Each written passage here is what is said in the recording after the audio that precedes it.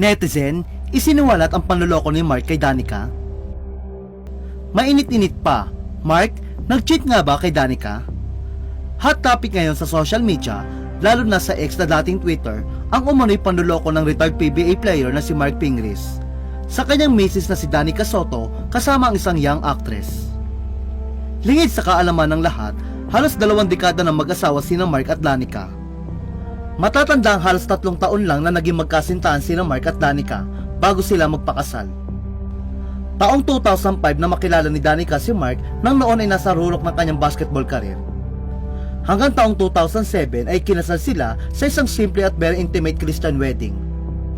Biniyayaan naman sila ng 3 anak na sina Aniel Micaela and Jean Michael at ang bunsong anak nila na isinilang ni Danica noon lamang nakaraang taon na si Jean Lou. Ngunit ang 17 years na pagsasama ni Mark at Danica ay nabalot nga ng matinding intriga. Ito'y matapos akusahan ng maraming netizen si Mark na niloloko si Danica para sa isang batang aktres. Mainit na pinag-uusapan ngayon sa social media ang issue ng unang pinagpiestahan sa social media platform na Reddit. Ayon sa source, di umano'y may namamagitan sa pagitan ni Mark at kapuso actress na si Kim Rodriguez. Ito'y matapos mapansin ng netizen na parehong nasa Sydney, Australia sina Mark at Kim. Dahil sa pagkakapareho ng kanilang background na kinunan sa sikat na Sydney Opera House.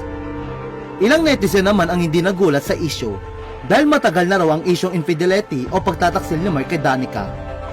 Sa ngayon ay wala pa namang payag si Danica at maging si Mark at si Kim hinggil sa isyong may relasyon sila. Gayunpaman, nauna nang ipinagtanggol si Mark ng best friend ni Danica na si Pebbles Duque. Sa kanyang Facebook post, iginit ni Pebbles na hindi magagawa ni Mark na magtaksil kay Danica. Marami raw prioridad si Mark at hindi kasama rito ang pagtataksil. Ayon pa kay Pebbles, may magandang pamilya sina Danica at Mark.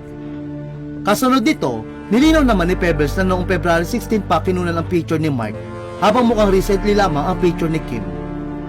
Aniya, ay nako, he won't do that. Maraming priorities si Mark. They have a beautiful family.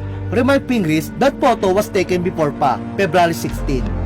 My best friend Danica and him have a very beautiful family.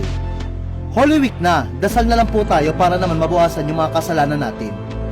Samantala, mababasa naman sa comment section ng post si Pebbles ang komento ni Danica na mukhang hindi apektado sa cheating issue ni Mark. Saad pa ni Danica, "Kalma amiga, we love you."